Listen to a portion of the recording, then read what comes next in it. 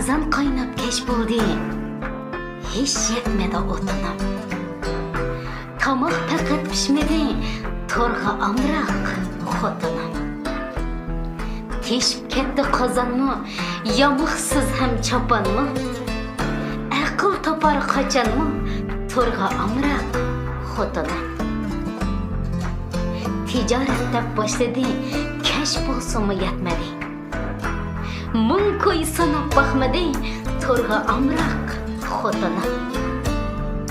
Mərəb qoyam paylamay, oyg'inam toylamay, poxlan kichik oynamay, to'rga amroq xotinim.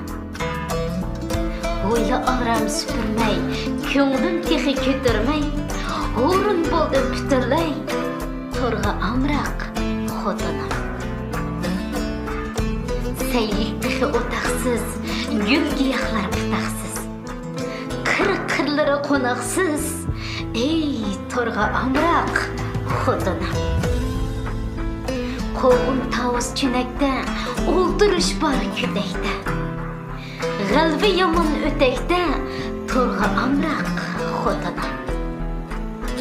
Uray desam chidamay, azor berib tillamay, chiqa uydan qiynamay, to'rga amroq xotinim. Bu sözümni anglasam, derhal öydün mammasam, peşvayeysen kaynasam, to'rga amroq xotinim.